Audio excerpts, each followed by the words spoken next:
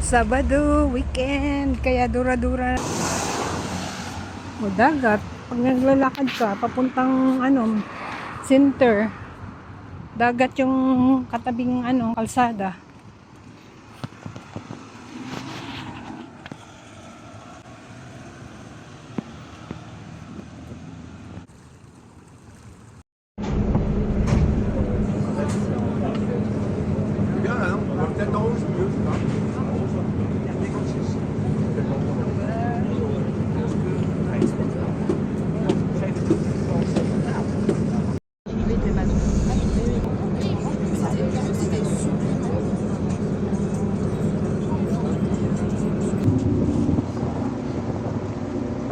Messieurs, dames, bonjour. Alors, bienvenue à bord du Natura, un bateau de la compagnie des baladants.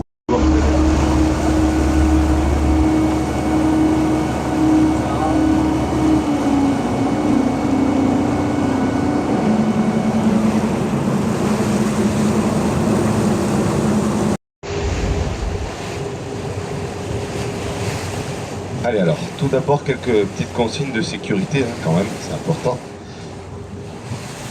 Alors, on évite de se pencher au-delà des barrières qui entourent le navire.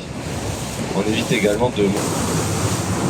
Allez, si on regarde sur la gauche, donc maintenant, se découvre cet archipel des îles Sanguinaires. Alors, 3 îles, ou plutôt 2 îlots, on va dire, et une île principale.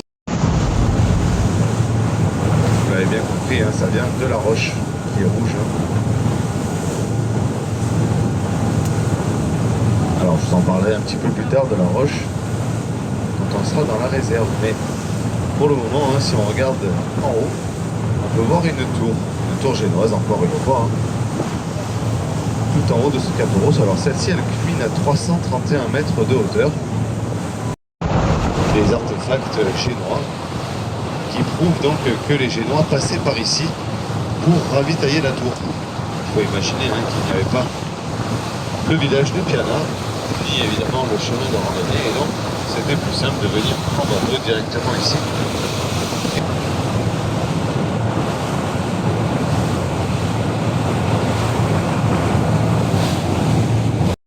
Alors qu'est-ce que c'est ce... Alors c'est pas la couleur de la roche, elle est bien rouge dessous bien sûr. C'est pas non plus de la pollution aux hydrocarbures comme je peux l'entendre parfois. C'est en fait un petit lichen marin, un organisme vivant, donc la verrucaire noire. Alors pour nous c'est pas très joli, mais bon, ça reste un être vivant. Et le fait qu'il soit en très grande quantité.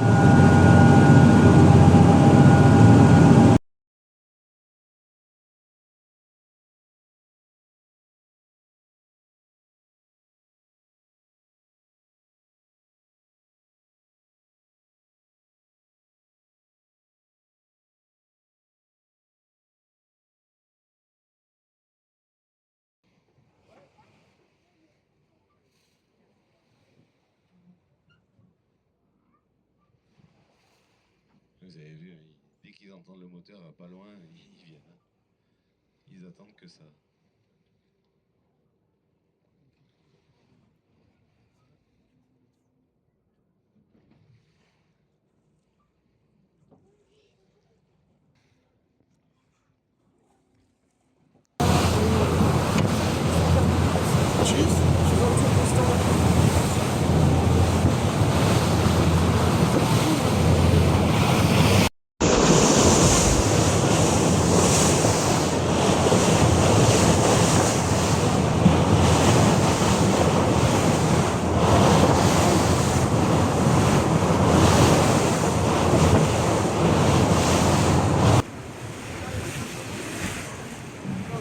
Pour nous empêcher d'y aller, pour la protéger.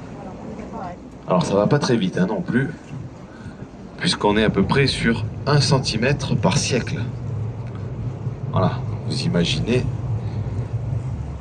Et en plus on appelle ça trottoir, mais bien sûr c'est assez fragile et il ne faut surtout pas marcher dessus. C'est par rapport à la ressemblance, mais c'est pas un trottoir. Alors dans la faille, au bout, on a des trottoirs qui font presque 1 mètre. Cette petite chaînette.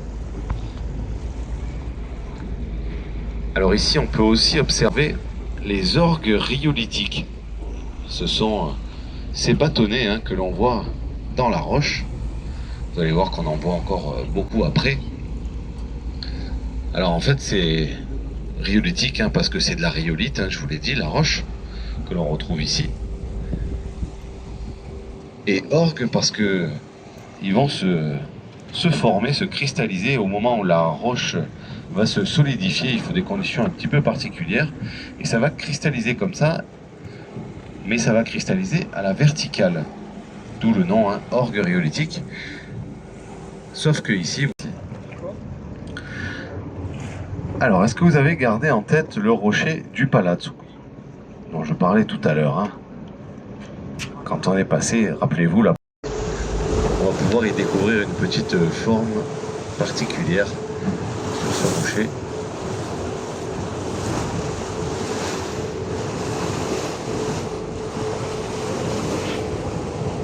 Et vous voyez, ces trottoirs calcaires, on les retrouve quand même un peu partout, mais ils sont plus ou moins gros et donc plus ou moins vieux. À droite, à gauche, il y en a partout ici. Et il y a même un petit îlot sur l'avant droite du navire qui n'est constitué quasiment que de ces orgues rhyolithiques. Et bien ça continue. Et on appelle cet endroit les escaliers du paradis. Alors ça nous vient de plongeurs. Avant la réserve, on pouvait plonger. Et apparemment, il y a 30 mètres de fond à peu près. Et quand vous êtes en bas et que vous voyez ces orgues rhyolithiques remonter jusqu'à la surface, ça fait penser avec les couleurs à des escaliers qui monteraient comme ça au paradis. Ça doit être assez joli. Bon, malheureusement, aujourd'hui, on ne peut plus plonger.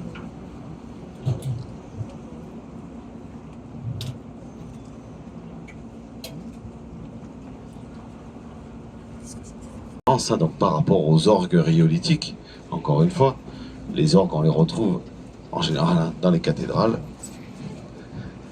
Et il y a également une question de sonorité, puisque on a un fond qui est assez droit, assez plat, et ça fait presque comme une salle au fond de cette faille.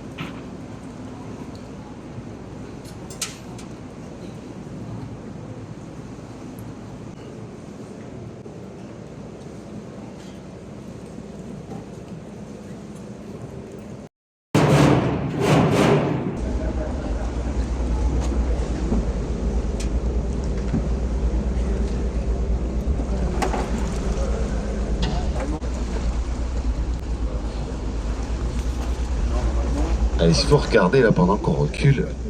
Sur votre gauche, en hauteur, vous allez voir celui-ci. Mais il y a encore 3 semaines, un mois de ça, il y avait les balbuzards. Alors on ne pouvait pas s'approcher. D'ailleurs, on ne pouvait pas faire la cathédrale comme on l'a fait aujourd'hui. C'est nid. Mais la période de nidification est terminée. Vous avez de la chance. Vraiment depuis pas longtemps. Mais un balbuzard, qu'est-ce que c'est?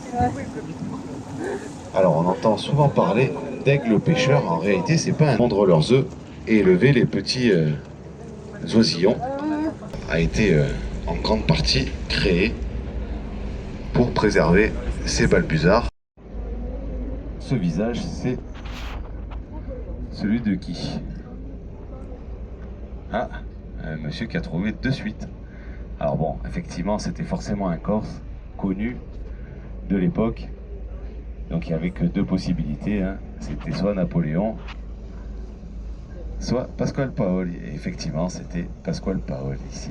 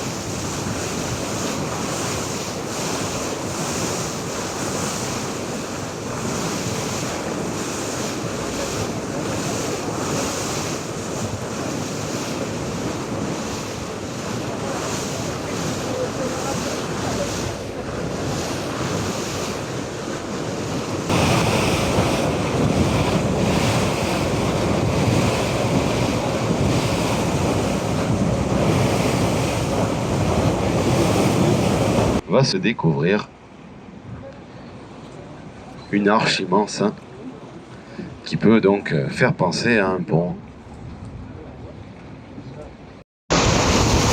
Allez, on arrive pour finir à la Punta Muquilina, qui est ce que c'est. Ça va être des roches qui vont effleurer la surface, mais qui ne vont pas ressortir de l'eau. Donc un au fond. Et donc ce bateau ne connaissait pas bien la zone. Il navigue. Merci. Allez, une dizaine, quinzaine de minutes de bateau et on va aller manger.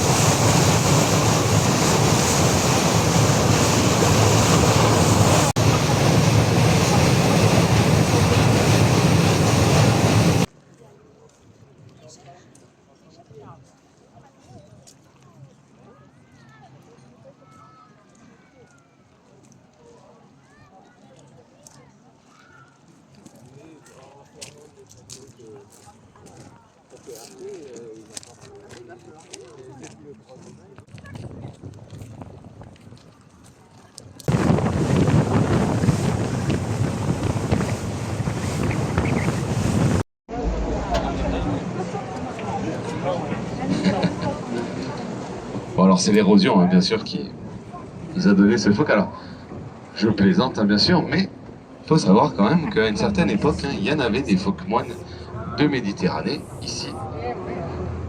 Mais bon, ça malheureusement. Mais il n'y en a pas si loin. On en a en Turquie, en Grèce, mais aussi en Sicile. Donc c'est pas si loin. Alors, s'il y en a qui connaissent une colonie de phoques moines, vous pouvez leur dire qu'ils sont les bienvenus. Bon, ça m'étonnerait.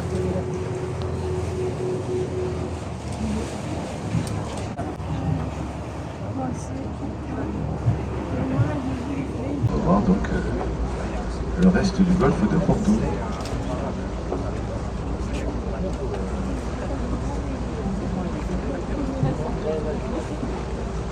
Alors si on regarde la forme de cette fenêtre des Calanques, elle pourrait éventuellement faire penser à une île de Méditerranée, mais laquelle?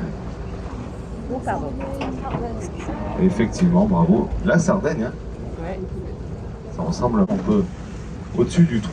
La Sardaigne qui est 3 fois plus grande que la Corse. Mais bon, aussi beaucoup moins belle.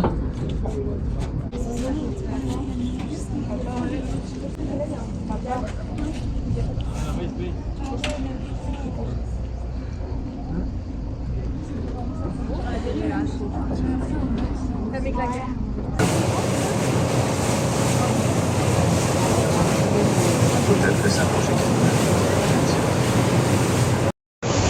Il venait en bateau, il est déposé dans des enclos naturels. On a un bel exemple sur la gauche. En réalité, c'est rien d'autre que des éboulements.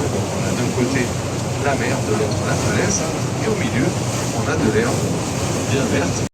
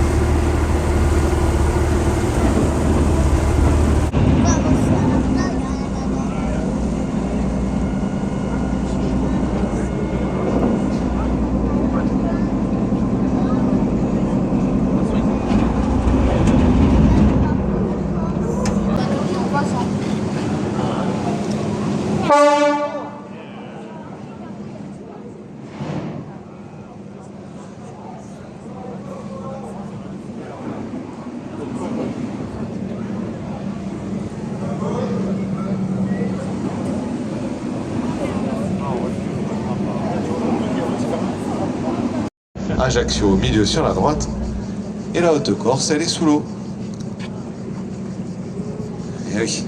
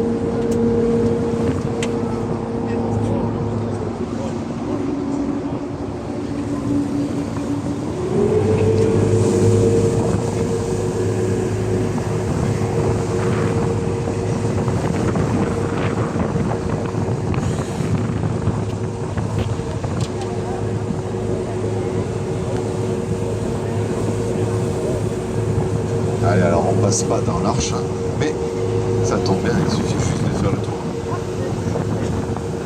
C'est pas très grave. Le monde qui en profite aujourd'hui. Hein. Alors la piscine, pourquoi? Parce que on a quand même des eaux relativement turquoises par rapport au reste, où ça descend très profond très vite. Ici on a seulement entre guillemets 7-8 mètres de fond, et donc ça donne ces eaux turquoises.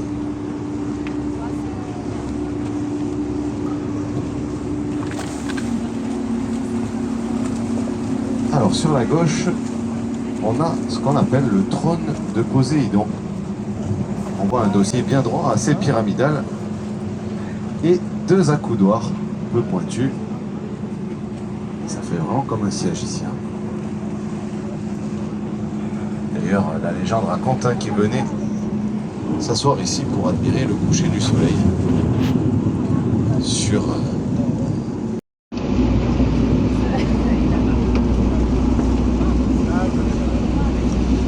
Alors pour ceux qui auraient prévu du pique-nique à midi, s'il vous reste un petit bout de pain ou autre, vous pouvez éventuellement vous amuser à nourrir les poissons ici. Vous allez voir qu'il y en a beaucoup.